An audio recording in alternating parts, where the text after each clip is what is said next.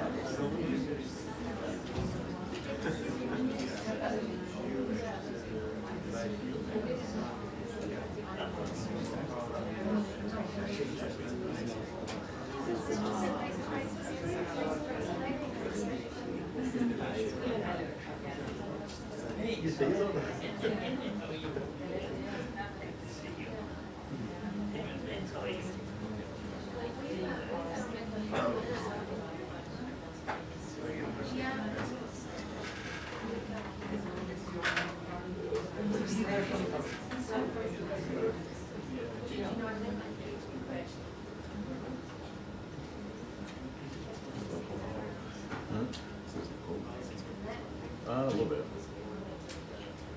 It's cold everywhere. Maybe freezing.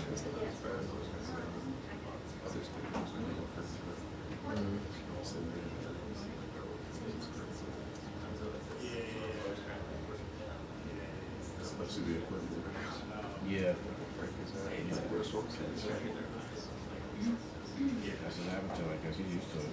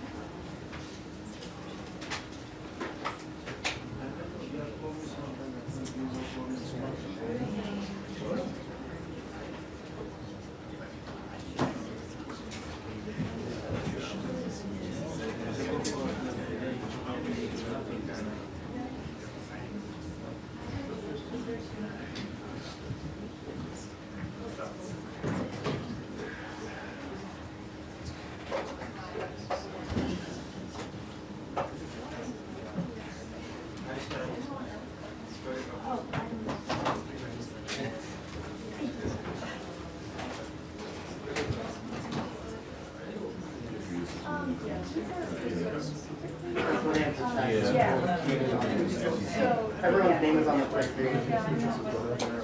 Yeah, it's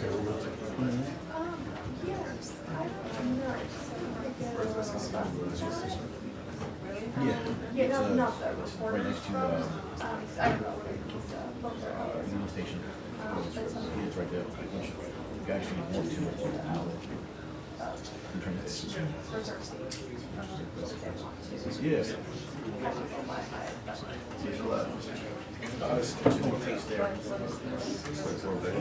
Yes. Yeah.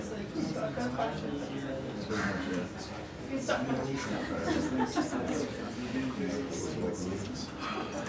of meetings in service account. Basically a lot of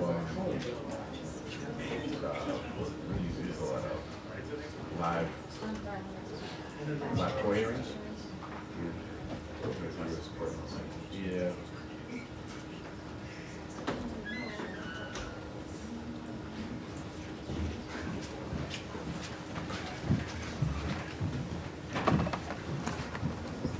Thank you, ma'am. Good. I don't know, it looks busy in here, which is always good.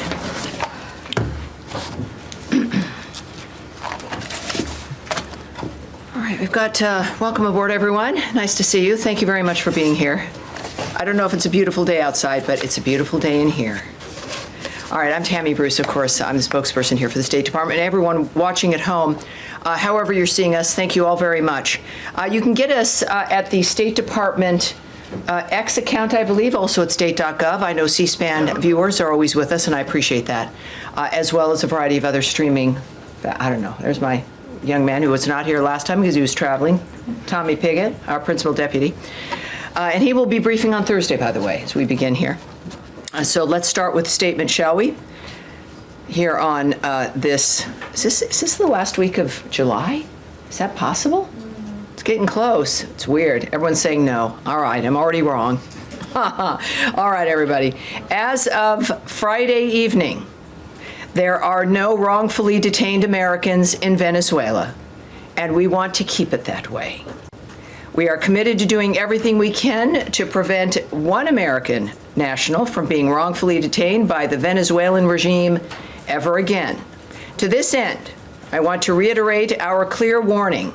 No one should go to Venezuela.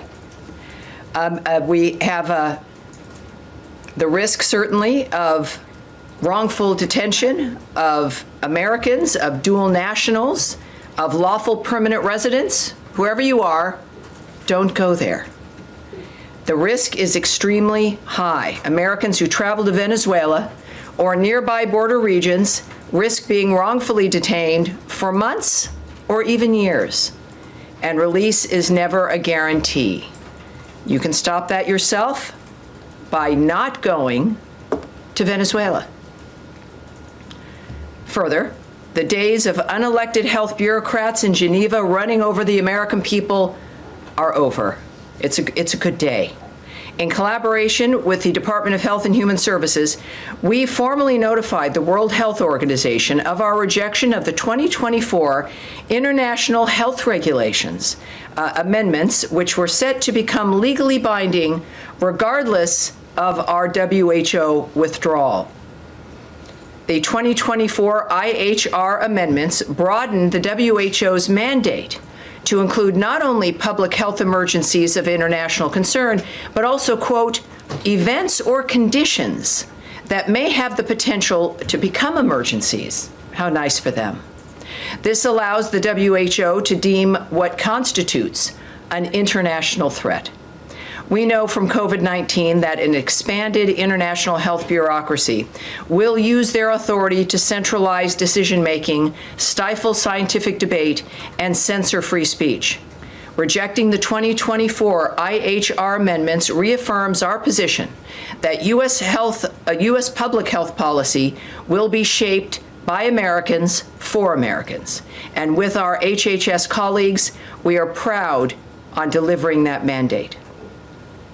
And today, the United States informed Director General Audrey Azoulay of the United States' decision to withdraw from the United Nations Educational, Scientific, and Cultural Organization, also known, of course, as UNESCO. Continued involvement in UNESCO is not in the national interest of the United States. UNESCO works to advance divisive social and cultural causes and maintains an outsized focus on the UN's Sustainable Development Goals, a globalist ideological agenda for international development at odds with our America First foreign policy. UNESCO's decision to admit the, quote, state of Palestine, end quote, as a member state is highly problematic, contrary to U.S. policy, and contributed to the proliferation of anti-Israel rhetoric within the organization. Continued U.S. participation in international organizations will focus on advancing American interests with clarity and conviction. Based on President Trump's executive order, continued participation in international organizations is under review, and this is one result of that review, confirming the importance of making sure that all of what we do comports with the America First agenda. And finally, in today's topper, President Donald Trump met with Philippine President Ferdinand Marcos Jr. in Washington, D.C., following Secretary Rubio's meeting with President Marcos yesterday. Both meetings reaffirmed the ironclad United States-Philippines alliance as vital to peace and stability in the Indo-Pacific region, while advancing closer economic ties, including supply chain cooperation. Secretary Rubio announced plans to work with Congress to provide $15 million for private sector development in the Luzon Economic Corridor, part of a broader, more than $60 million initiative focused on energy, maritime issues, and economic growth. Both sides committed to regular high-level engagement as allies, particularly ahead of the 80th anniversary of the U.S.-Philippines diplomatic relations in 2026. So that is coming up, and I will now take your questions, and we'll go to Nadia. Thank you, Tammy. I have two quick questions. The first one is quick. The second is not that quick. The first one is about Syria. It's reported that Ambassador Tom Barak is going to chair a security meeting between between Israel and Syria. Is this to avoid the scenario we've seen last week? Can you elaborate on this potential meeting between them? Well, what I can tell you is that all parties have reached a cessation of hostilities. We are calling on the Syrian government to lead on the next steps and hold all perpetrators of violence accountable for their actions. The United States government supports Syria's national unity and a peaceful and inclusive resolution with its minority constituents. I did speak with the Secretary briefly, actually just before coming up here, which is why I was a little bit late. But he expressed his optimism regarding the current situation, that there the Syrian government agreed to a boundary to not go in to the Soweto area, but that there would be a boundary to make sure that jihadists were also not going in, to maintain some part of the peace, if you will, and he was enthusiastic about that was unfolding properly, and that everyone involved in the atrocities would be held accountable. And that could include people who also may be affiliated with the Syrian government. Obviously, a good opportunity for them to show their commitment to what needs to be achieved there. Yes, Caroline, your colleague said that President Trump, and I want to quote him just to be precise, she said that President Trump hated seeing pictures of starvation of women and children trying desperately to get to the aid. He wants to see it done in a peaceful manner. As you know, there's 1,000 people have been killed around the food distribution center. So how can the State Department or the administration fulfill the president's statement of what he said now to make sure that the food amount is increased more than the 80 million that you mentioned to us before, and to make sure that people are secure and not killed while they're trying to get the food? Right, that is clearly our North Star. It is the thing that is uppermost in mind for the president, to still get peace so that these issues are no longer issues. Also, in my conversation with the Secretary, he has noted that Special Envoy Witkoff is heading to the region now, to the Gaza area, and we all have, as does the President and the Secretary and the envoy, a strong hope that we will come forward with another ceasefire, as well as a humanitarian corridor for aid to flow, that both sides have in fact agreed to this. So we are looking forward to that arrangement and to a possible framework, again, regarding a ceasefire. Remember, we had one before, which Hamas broke. But what the Secretary indicated was, again, an aid corridor that needs to be set up, that both sides have agreed to, that the humanitarian situation, of course, has been a main focus of what our concern has been, obviously. And so I'm hoping, as I mentioned to some of you earlier in the day in our conversation, that each day has the potential to have this be better. We're working on it constantly. And so I would suggest that we might have some good news, but again, as we know, this can be constantly a changing dynamic. He's going to the Gaza area? Correct. He's going to the region. Well, let me just say, this is a very quick conversation. It was on the telephone. He said the area. He said Gaza, the area. Now, of course, it could be, we have many, many partners there, many allies. So keep that in mind when it comes to the specific location of the envoy. I do not have that, but it's in a dynamic to where we're looking to finalize this arrangement. Yes, Andrew Mitchell. Hi there. Thank you very much. Recognizing that, as you've stated many times, as we know, Hamas started this and can finish it. Yes, ma'am. I just want to take it from there, from where you just left yes. off. Is there recognition now that it is important to establish aid outside of that southern area in Rafah so that it is more accessible to people who don't have to travel these distances and deal with the IDF confrontations that inevitably have occurred? And I'd just like to follow up on that as well. Right. It's been always the intention, obviously, to have as many sites as possible. And again, it's been the difficulty of being in a war zone and what you can do and what you can arrange. The fact that we've had 3 sites up, and I think now it is nearly 85 million meals to date at the distribution centers that do exist. Clearly, it's not just a dynamic of wanting more distribution centers in a war zone. Our goal is to have not a war zone, and the aid corridor that the Secretary mentioned to me, so that multiple entities can deliver aid and whatever is needed in that region without being eluded and hijacked by Hamas. Now, the initial plan, as it had been described to us, was that the so-called Gaza Humanitarian Foundation would have... Well, it really is called that. It's really called the Gaza Humanitarian Foundation, but go ahead. They call themselves the Gaza Humanitarian Foundation. Yes, ma'am. That they would be using American contractors or other contractors for security.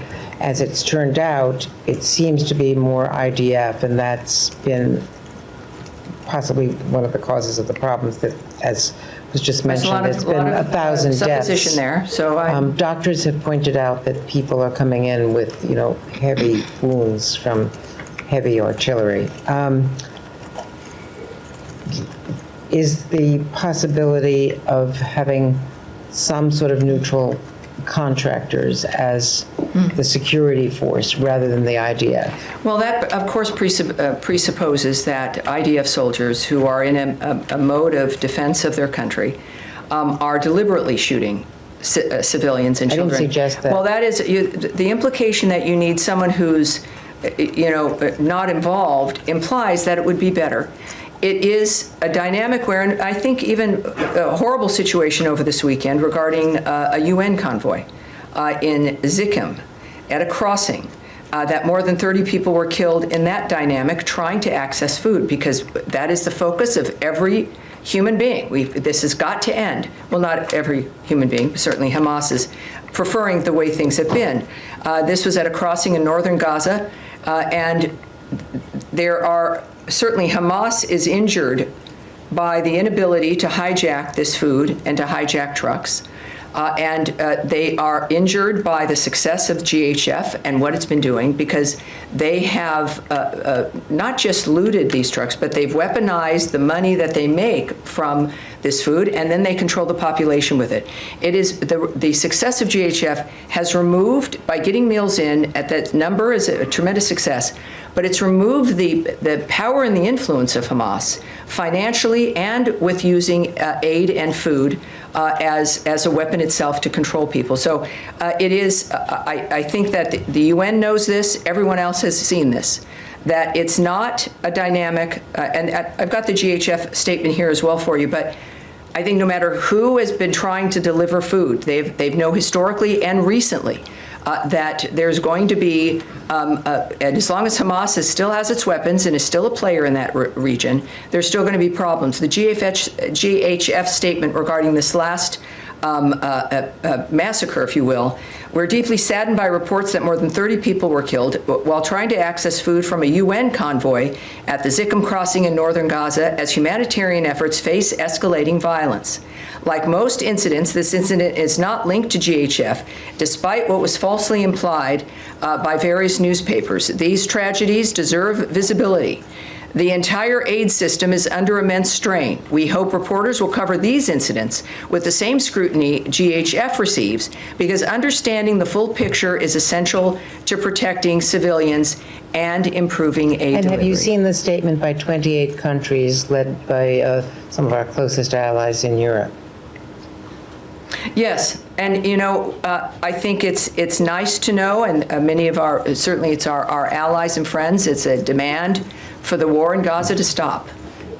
And we, of course, we've taken actions on that, I think, as we've seen, and we wonder why certain things have continued unabated, or at least in a kind of a perpetual loop, is because strongly worded letters don't stop this madness.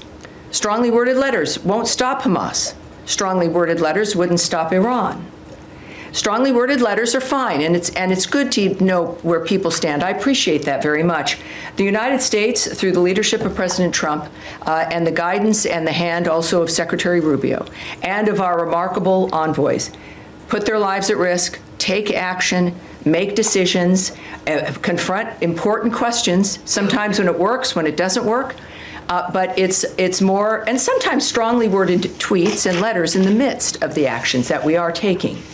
So we appreciate their sentiment, but I think that the fact of the matter is that we have a history here of recognizing that, and we have work to implement what they issue as their desire for the war to stop, and we've been taking action on that. So we know that the conflicts which we are trying to end do not end because of letters or even conferences, but because of intense diplomatic efforts. We are leading that effort alongside Egypt and Qatar.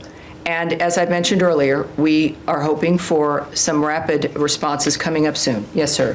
Thank you, Tammy. On that note, I guess if you could talk a little bit about how that progress is progressing towards a resolution. But on a more broader note, Judd, is it the department's assessment that the current, policy towards the conflict is working in drawing it to a close? Because when you see 79 people killed waiting for aid, which is one of the highest numbers we've seen over the course of the 2 years. It's absolutely horrible. It feels like things are going in the wrong direction. Well, what it shows us here is that the enemy, the barbarian framework that started this on October 7th, with the mass murder of Jews, the biggest mass murder of Jews since the Holocaust, they are going to be upset and strike back when there appears to be the end to the kind of conflict, this never-ending generational conflict that some of the worst people in the world, state sponsor of terrorism, Iran, and their death squads, have relied on fear, have relied on indecision, have relied on people not wanting to face hard decisions. So of course they're going to act and cause more terror and more death in the hopes that people will retreat. That's not going to happen. And it means pushing through, making sure you stay on the line, making sure you have the goal in mind, what you're trying to achieve, if it's achievable, the willingness, yes, to use diplomacy, and as President Trump has indicated, other mechanisms in which to get the job done. So I would argue that Hamas being desperate and doing more horrible things, that's not new for them, right? That's their hallmark, is something that horribly, it's not a surprise, but that the work to end this from going again and again and again and having the same conversation in 100 years is obscenely unacceptable. So we see the results. It has been, when you say if there's been progress, the parties have been at the table. There have been agreements, one of which, of course, is broken. There can be another one. We're determined for that. Certainly, their sponsor is on their heels, for lack of a better phrase, because they also found out that President Trump is a realist and is serious. So I think that it is clearly shown progress. It's clearly shown a direction. And the accomplishment of one of the red lines from President Trump, which is that Iran will never have a nuclear weapon.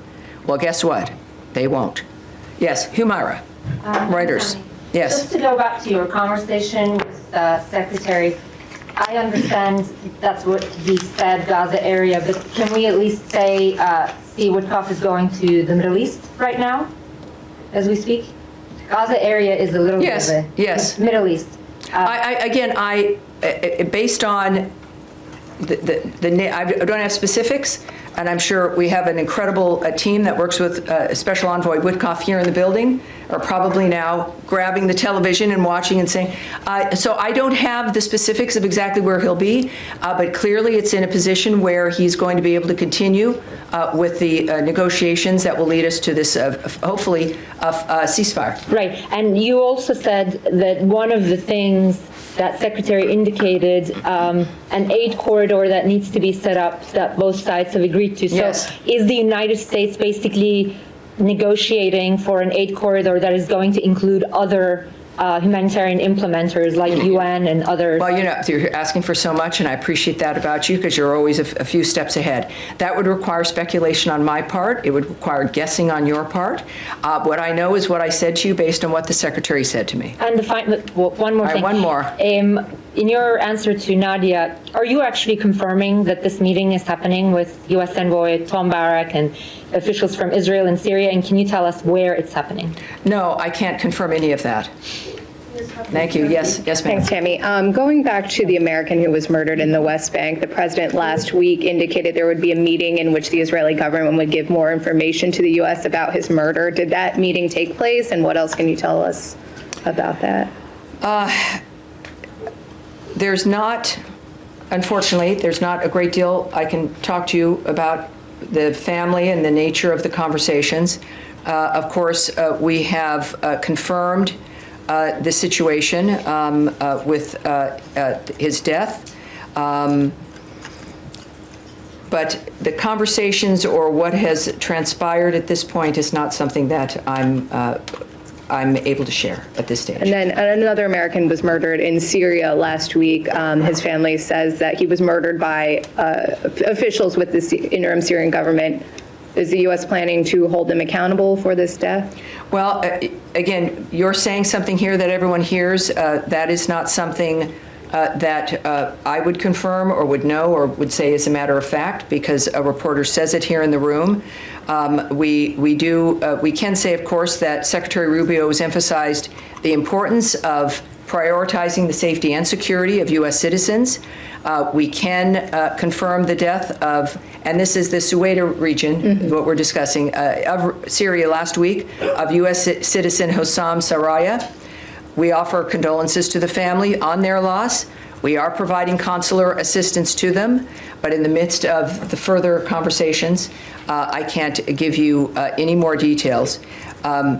Except what we've already discussed. And then quickly on Haiti, the secretary announced yesterday that he had determined a number of legal permanent residents had ties to what has now been determined to be a Haitian FTO. How many people were affected by this? How did you determine that they had ties? Yes, again, for everyone at home, FTO is a foreign terrorist organization, so it's a very serious dynamic. Last month, Secretary Rubio determined that certain aliens with U.S. lawful permanent resident status who have supported and collaborated with Haitian gang leaders connected to Vive Ensemble, a U.S. designated foreign terrorist organization, are deportable due to the potentially serious foreign policy consequences of their continued presence in our nation. Vive Ensemble is a driver of the violence and criminality in Haiti, contributing to the island's instability. The Department of Homeland Security also steps in here. They will pursue the removal of these aliens from the United States pursuant to our laws. The Department of State defers to DHS on any update regarding removal proceedings regarding these aliens.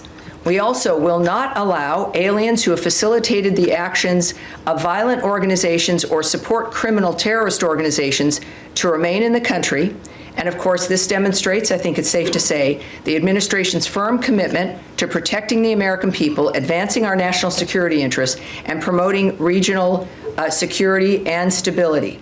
There is an authority I want to share with everyone who may not know how this works. These actions are taken pursuant to Section 237A4C of the Immigration and Nationality Act. Under this section, also referred to as 4C by many, of the INA, an alien is deportable if the Secretary of State has reasonable grounds to believe that the alien's presence or activities in the United States would have potentially serious adverse foreign policy consequences for the United States. All right, yes, sir. Could I just ask you this follow-up really to Humera's question? When you mentioned these humanitarian corridors, you said this has been agreed between the sides. Is that something that's come from the process in Doha that's been agreed?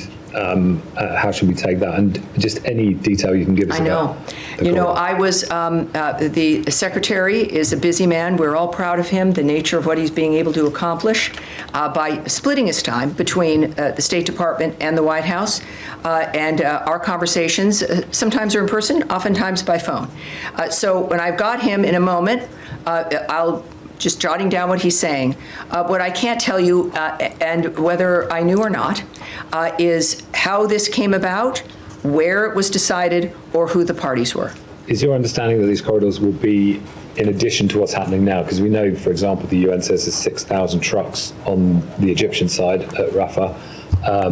Are we talking about all of that material that hasn't been able to access? I wish I had a specific for you. I know that his comments really ranged into the fact that the humanitarian framework has got to ramp up and has got to get better, and obviously we've known that. It requires the ceasefire. And also then a method within which these convoys can move. He did not give me a specific, but he did use the phrase set up, that they need to be set up. Now that could mean a variety of different things, as we know. Some of you think about a physicality. Others, it could involve arrangements at certain spots. I don't know, and we shouldn't speculate at this point. And just, is there any sort of internal scrutiny within the administration about the results of the Gaza Humanitarian Foundation as an entire project, which, as you've set out, is intended to displace the United Nations process? Jeff, I never said that this was to displace a process. I can't speak to. But you've been saying that under the previous system. Well, yes, it's true. I mean, we know that under the previous dynamics, that Hamas was able to loot trucks and to steal material and to sell it and to use it and to weaponize it. But the decisions made, since now GHF has been able to get food in and to distribute it, yes, there have been some difficult circumstances, to say the least, because it's a war zone with a terrorist group. We recognize that. It's imperfect and it's difficult.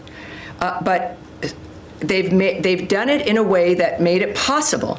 I don't know what has made the others so vulnerable to theft and hijacking and everything else that has really only landed the food with Hamas. And we saw that with this weekend, and then a few weeks ago, another dynamic where trucks themselves, the entire truck was, multiple trucks were hijacked. So I don't know the entire UN plan or their decision-making process. What I do know is that GHF did it differently, and the different approach has worked. But the result of this system is starvation, and everyone can see it. I mean, this is beyond any doubt now. And a bag of flour is costing $70. So the value of those commodities actually to Hamas or other groups that want to steal them has gone up under this system. Well, look, we know, without needing to refer you to the Treasury Department, that supply and demand is an issue wherever you are. And of course, we're talking about this as though it's like a city in distress. It is an obscene result of obscene mass murder and madness. It is not a normal environment. It's not a human environment. It is placing, as I've said from the beginning, the first victims of this situation have been the people of Gaza. And it is time, and President Trump has pointedly made this declaration about his intentions, is that this is going to stop. And it requires new ideas. It doesn't, the old ideas maybe were well-meaning, and they kept doing it. It was always the same result. Maybe it's well-meaning. I can't speak to that. What everyone needs to recognize is that the current situation works, and yet there is still this bizarre resistance. And look, I'm here because I love the country, as are our diplomats. And there are other things that go on in the world when it comes to finances and, Hamas being able to use a dynamic like this for its own benefit. That's horrible. But what we know is that we had to get food to people in the meantime and then change the dynamic on the ground, and that's what we're doing. All right. I know, Saeed. Yes, sir. Thank you, Tammy. Two quick questions. A follow-up on Tom. Between the 20th of January till the 2nd of March, upward of 600 trucks were going in a day. There's no evidence of, any trucks were being stolen. No evidence of violence around the aid and so on. Doesn't that speak well of the former system that was in place to get aid in? Well, without knowing what you're referring to or having the data or who's reporting those numbers, that would be speculation on my part. What we do know is that in the immediate aftermath of October 7th, the defense that Israel was applying regarding that dynamic, the efforts to get food in to Gaza, even recently, have failed miserably. We do know that everyone, as they had stopped food delivery because of the dangers on the ground. That was the driving force, was even for us before GHF, was we want to get material into the region, but we want to be able to do it somewhat safely and without it being looted or taken by Hamas. And no one had ideas about how to make that happen, and the GHF plan achieves that. What comes after this, I can't also tell you. That's a different, and there will be a day when we're discussing the redevelopment of Gaza and new issues about the markets of Gaza and the peace of Gaza and who's running Gaza. Those will also be maybe fraught conversations, but boy, I think we both look forward to those days. Yeah, another quick question. Yesterday, the Chief of Staff of the Israeli Army, General Zamir, said that the current strategy, including storming Deir al-Balah with tanks and so on, and including apparently the starvation strategy, is aimed at forcing Hamas to release the hostages. And today, Bezalel Smotrich, the finance minister, said that they have a green light from the Trump administration to basically remove Gazans by force and create. I need to stop you right there. I can't have a conspiracy theory, an accusation against President Trump about what someone says that they've been allowed to do. Saeed, we can't have that. And that's not something that belongs in this room with everything at stake, with so many people at risk. And then your answer is to bring up a conspiracy theory about what Donald Trump is saying or not saying. It's one thing to hear someone say it. It's another thing to bring it up in a serious room, of which I've shown you respect throughout.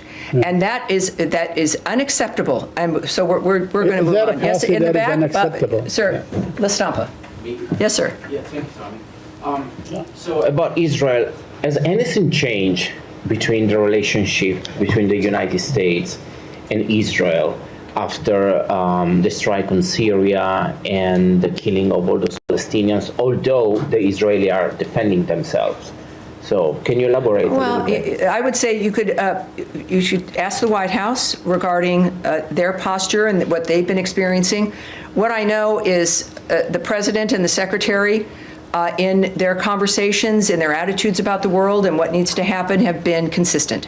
That they don't view Israel or any one of our allies or friends, they're not fair weather friends. These are relationships.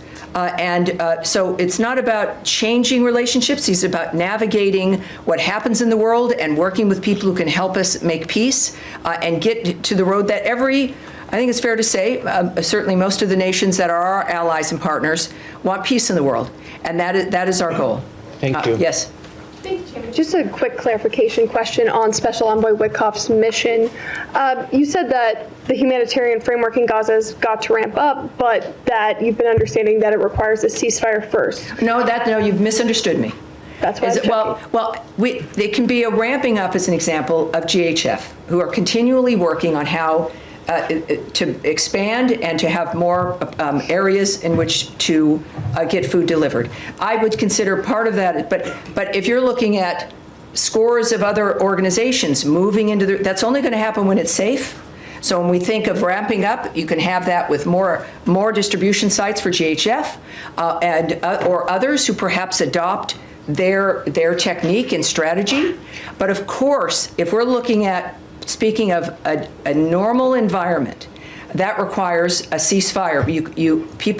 The carnage has got to stop. Hamas has to lay down the weapons that they have, and they've got to release the hostages. That was the other note that the secretary made to me, was the expectation of the release of hostages. I did not get whether it was a particular number or all of them, but that is something he mentioned. All right. Okay. Yes, Sean. Sure. Just a couple things. I mean, first of all, you're assuming UNESCO, you talked about the state of Palestine in quote marks.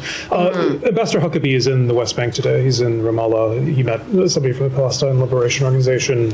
He visited a Christian village in the West Bank recently. Could you talk about his increased engagement with the Palestinian Authority? Does this show a new, any sort of shift, any sort of new effort, and what are the asks of the Palestinian Authority?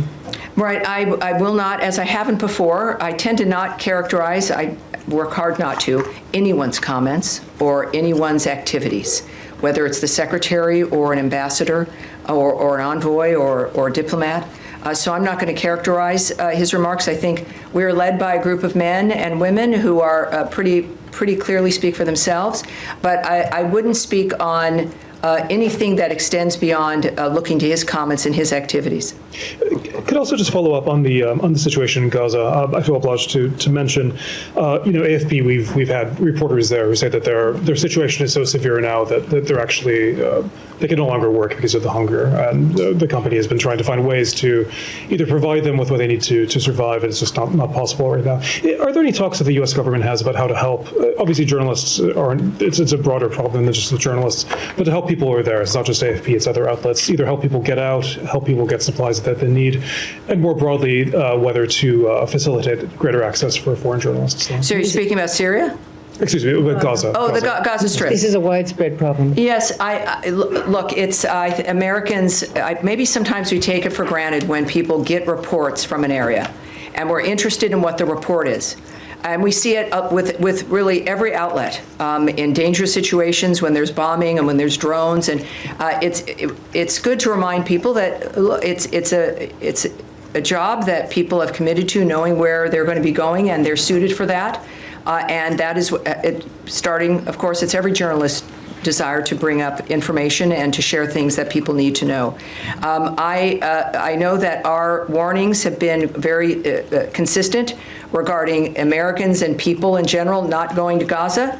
I think that your outlets and others, no doubt if they have some issues, should bring it up to the U.S. government. But I think that when you go someplace and you know it's a war zone, that's a risk that is taken and accepted. But I know we have, whether it's the embassies with wherever you are in the world, that there are ways to contact the American government if you want to be helped to get out of an arena or whatever it is you're facing. But obviously, there's people there who didn't choose to be there necessarily, who are residents in all these war-torn areas. And then there's reporters who we owe a great deal to, who go to these areas and report to Americans for us. Sure, just to clarify, and the world. Just to clarify, we're talking about local reporters. Foreign reporters can't go in, and these people, they have no recourse. But I'll just say that I think all of us, anything that can be done to help the people who are there, I think all of us would be. Well, every single thing we're doing clearly is going to be beneficial for the people and for the people who happen to be reporters, for foreign reporters who want to enter an area.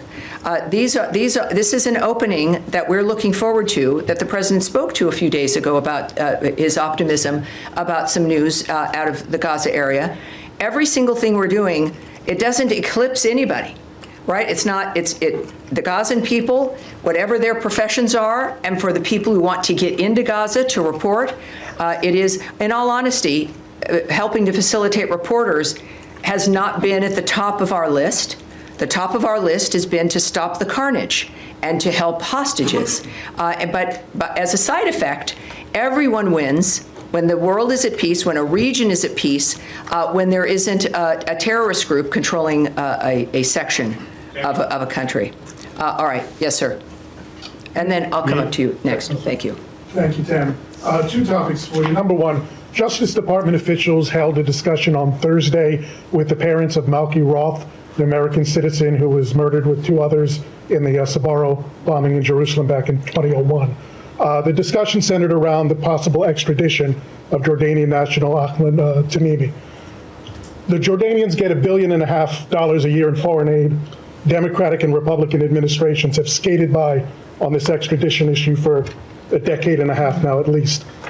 What's preventing Secretary Rubio from pushing the Jordanians to finally go through with this extradition? Well, I would reject the premise of your question that nothing stops Secretary Rubio. But secondly, you've said a lot of things that I don't know where you've received that or what the context is or if it's completely accurate. So I want to get you an answer. We're going to take that away to see what we can get for you. Second, can I get a second topic? One more. In terms of Syria going forward, some of the sanctions obviously have been lifted by the Trump administration and some more on the way. Some, though, are determined by Congress, like the Caesar sanctions. Yes. There's two competing bills right now in Congress. One to completely lift the Caesar Act sanctions, another to kind of slow walk it a little bit, make it provisional on Syrian government meeting some parameters.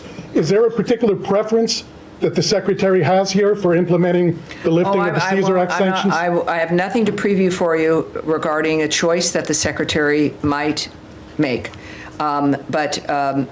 He's, of course, involved in every dynamic. The sanctions have been lifted because we want Syria and its government to have a chance to become stable. It has been very clear what the requirements are. We know we have to work for it to become stable because it's unstable. And so that's our focus, is a very intense dynamic to see if Syria can become part of the regular crowd of nations. That said, I mean, that's the original commitment, why sanctions were lifted. It couldn't work, sanctions that were on Assad.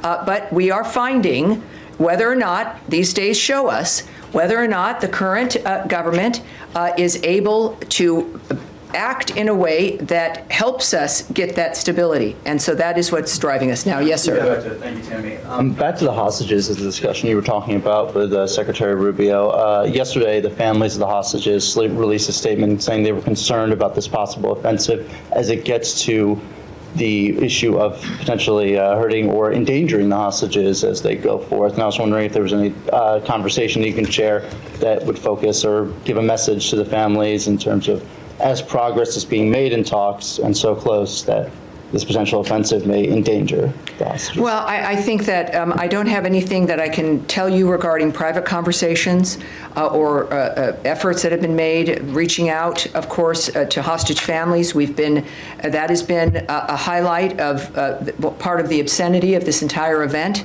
is that they continue to hold live people and dead bodies. It is an excruciating, barbaric environment. But of course, as you know, our engagement has been with everyone. We will do we will talk with whoever we need to talk with to have peace in the world. I can't tell you again conversations give you details of any conversations with hostage families, but all of us are well aware of the suffering that happens in a war zone. And our focus has been to stop that war, to stop the fighting, to have a ceasefire. This is obviously, as you know and all of us know, a conversation the world has, and it is at the top of our mind as we work still to stop this carnage. Yes, sir. Thanks so much. On Ukraine, if I may, does the Secretary have any expectations from upcoming talks in Istanbul, given its timing, its format? Are you guys even part of it? I can't necessarily speak to the Secretary's thoughts dynamically, but I know that our ambassador to NATO had a number of remarks to make that he made this morning on television regarding the talks. Again, this would be Istanbul. First of all, I can tell you that we're aware of the scheduling of a third round of talks being negotiated between the two parties. We continue to encourage direct talks between Russia and Ukraine in pursuit of a comprehensive ceasefire and eventual negotiated peace settlement. The Ambassador Whitaker in this case, said, "I'm encouraged that both sides are going to sit down again and negotiate because that's the only way this is going to be resolved. Getting both sides to the table, getting both sides to the table is going to happen this week. Is important. It is an important next step, and I think that's all because of the leverage that the United States of America and President Trump continues to apply." He also noted that, as we've said repeatedly, constructive good faith dialogue is the only path to ending this war. That has been a hallmark of Secretary Rubio's remarks, that only the two parties can make the difference in deciding to stop this. And the president supports any mechanism that leads to a just, durable, and lasting peace. We have seen, continuous missiles and, drone attacks from Russia, even overnight, they claimed new lives. Today marks, yesterday marked 1 week since the president gave the Russians, I'm sorry, can you say who? Russians, have been attacking, Ukraine, Yes. claiming new lives. Yesterday marked 1 week since the president gave them 7 weeks. Are you guys doing any assessment at this point? Do you think this 1 week window already allows you to draw any conclusion about their behavior? I would caution when the president notes a block of time or a window that it could be any time in that window. We've already seen that in one instance. There is, at the same time, with negotiations, as I've mentioned before, without going into the details, if there's a genuine negotiation happening and it's in motion, then things can change rapidly. That the day you set up a window, 2 days later, it can be different because of the conversations that have been had. So it's never a static, for most of us, if we make a plan, it's kind of a static plan for us. We have an appointment and we choose that day for the appointment next month. That's not the case here. These are opportunities that the president speaks about, which is a part of an important aspect of his leadership, and what the person who we are speaking with should know, that there might be some options, but it's not the only thing he's looking at. It's not the only dynamic that matters. And we've seen him give windows before, and he's acted very quickly within a block. And I think that's why it matters. So he knows, he's said very, very often, many times, he's not happy with what's happening and the choices that Russia is indulging in. Yes, sir, at the end of the row. Thank you, Madam Bruce. Ahmad Shaido from Azerbaijan. Tensions in northern Syria are rising, and we see conflicting interests between countries like Turkey and Israel. And recently, some Israeli voices said that after Iran, Turkey could be the next threat. And meanwhile, in Turkey, there are growing anti-Israel views. Some people are even calling for Turkish army to enter the Gaza. And recently, President Recep Tayyip Erdogan said that we will not allow the partition of Syria. Well, you're in that direction. Every single thing requires a speculation. It's comments that I've not. My question is that how do you assess the possibility? Well, what I'll tell you, when we of think about Turkey and Israel and that region, it's a very heightened environment, and many things are going to be said. What we can say is, of course, that all parties regarding Syria, of course, there's a cessation of the violence there. We don't see the activity that people are talking about or musing about. We don't see that. We know in many times recently, the president and the secretary have intervened in what could be horrible situations like the India-Pakistan dynamic, which they were able to stop. These are our leaders are very well versed on the nature of what we need to do to keep peace at hand, and how to stop any dynamic that might threaten that peace. So I would point people to what is actually the case right now. The real world is enough to have some anxiety about, but we've got good leaders moving us through it. And to not add in conspiracy theories, gossip, propaganda, or other rhetoric meant to make people afraid. Can I ask? Yeah, Eric. Thank you, Tammy. I wanted to ask Secretary Rubio today, or rather, he reposted a post from the Bureau of Western Hemisphere Affairs marking the 13th anniversary of the murder of pro-democracy leaders Osvaldo Paya and Harold Cepero in Cuba. We've seen Rosa Maria Paya recently approved for incorporation as a member of the Inter-American Commission on Human Rights. Yes. Can you speak to any additional actions or any evaluation by the administration about the human rights situation in Cuba, any additional actions we might expect in terms of holding that regime to account? I have nothing to preview for you, but with what you've already noted and what we know about Secretary Rubio is, like with every other country that is in some regime-type trouble, he cares about the condition of the people who are there. He particularly, of course, he understandably cares about Cuba. We've seen him take actions in that regard, but I have no preview for you of anything that might come up later as well. Yes, sir. Thank you so much, Tammy. Question on Syria. You said that you are calling the Syrian government to lead to the next step and hold all parties who are involved in the violence accountable. Yes. Do you feel confident that the Syrian interim government has the capacity and the will to hold those accountable who were involved into violence in Syria, including those who were affiliated with them? Yes, we know. We're, of course, aware of those reports, and we're aware that some who might be affiliated but not directed by the Syrian government may be a part of that. Whether they have the will or the ability to do it, well, we're going to find out, aren't we? And they have something not everyone has, which is the power and the encouragement of the American people and of the American president. The Ambassador Barrack is one of our best. So they have that, and of course our actions to help facilitate that.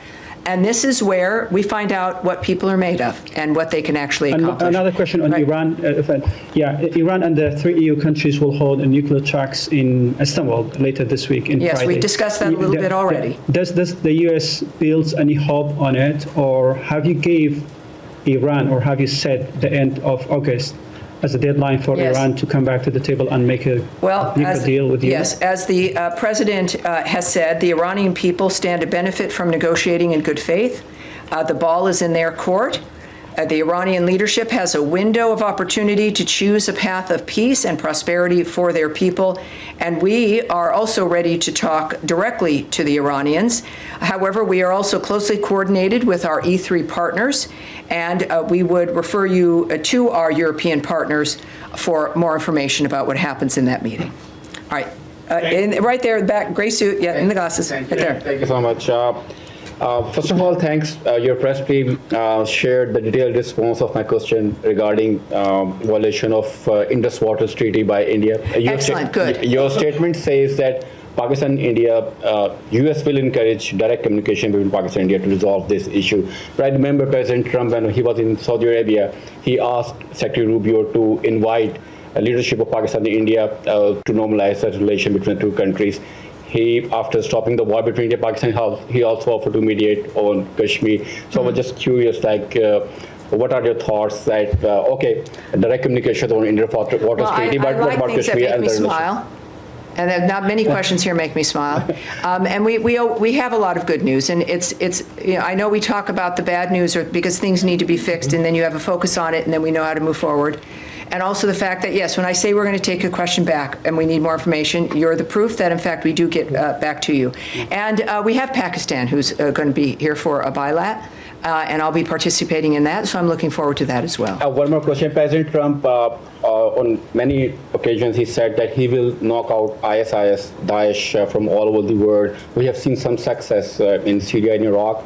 But this group is, again, organizing in Afghanistan, ISIS, Al-Qaeda, TTP, BLA, and many others. So when we are expecting any targeted strikes against these terrorist networks in Afghanistan? Well, we know, of course, from his first term that he obliterated ISIS. And then we had a 4-year gap where they had opportunities to regenerate themselves. While I won't get ahead of the president, but we can all look at his previous performance and his commitment. And very often, of course, that can give us a bit of an idea of how he's going to be moving forward. All right, yes, in the back in the white shirt, sir. Thank you so much. I would like to ask about... Can you say your name and your outlet, please? My name is Yordana from Khabar Agency. All right. So according to information from Russian Borders Customs Service, the main trading partners... Keep going. Keep going. Main trading partners of Russia are China, India, Turkey, and Kazakhstan. Do you have any message to those trading partners of the Russia, according to the secondary sanction? If we have a message to anyone who's trading with Russia, that will come from the president and through actions that we take as a government. And we will use information that we have that we've confirmed here, as opposed to maybe a report from a Russian border agent. But I appreciate that, and we've been very clear about our concern that there are multiple countries who are party to what's happening between Russia and Ukraine. And those who, like with China, where there's like 80% of dual-use material is from China for Russia. So we understand this. It's an open globe when it comes to trade, but the president and the secretary have many tools in their tool chest when it comes to how to address that issue of supplying regimes that are causing trouble or are certainly affecting our national security. And we do that regularly. And of course, that is always open. And so no one should be comfortable when it comes to the choices that they make. They should be careful when it comes to who they trade with and who they supply. In the pink jacket in the back. Yes, ma'am. Thank you. On UNESCO membership, we have observed what appears to be a broader trend of disengagement from international organizations recently. And specifically, for example, no U.S. representative has been appointed to the Organization for Security and Cooperation in Europe, OSCE, an institution rooted in Helsinki Accords. Another position vacant is the International Atomic Energy Agency, a seat in Vienna.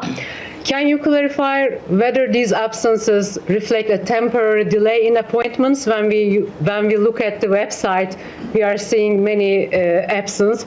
Or is the U.S. signaling a longer-term strategic withdrawal from these institutions, particularly the IAEA and OSCE? All right. Also, your name and what is your outlet? Sarah, Halk TV, Turkish. Excellent. Well, welcome aboard. As I mentioned earlier, we've been doing a lot of reviews, as you know, one of which has just resolved, which is USAID, and also, of course, the reorganization here at the department. Another executive order that the president issued upon first taking office in the second term was to have a review of the international organizations that we're involved in, to make sure, just like with foreign aid, are these organizations aligned with the values of the America First framework? Is it in our best interest to be a part of these organizations? And so we are doing a review right now of our international organization participation. And our withdrawal from UNESCO is a reflection of the result of one of those reviews. And I don't know what each entity will experience. I'm not part of this framework. And I would want to check on really the staffing of the others that you noted. But I would say that it is any more than when we were doing the foreign aid review. To not take that, especially with a reduction in either participation or in spending when it comes to aid, don't take that as an indication of our withdrawal from the world or our participation. It's about a smarter, more strategic involvement that can be faster and more nimble, more effective around the world. We've mistaken, because of the size of government, this idea that how big you are, how many people are working, how many organizations you're going to is a reflection of success or effectiveness of results, when that is not the case. And this is what, as we do at home, is we look at how are we spending our money? Where are we spending our time?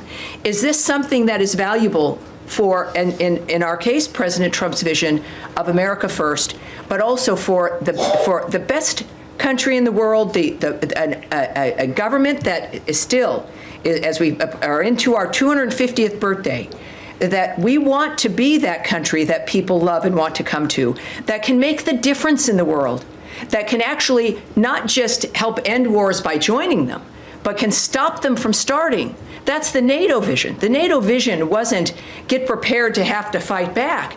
It was to be a deterrent. So the vision is not withdrawal or turning inward. It's the opposite. How can we do more faster with more results and more for now, dynamics? these are and that is where we're going to end today. And we will. I'm sorry. That's where we're going to end. I can tell you that for this Thursday, you're going to see Tommy in your briefing. So we will have that wonderful experience coming up on Thursday. Thank you, everyone. Have a great day. I appreciate it.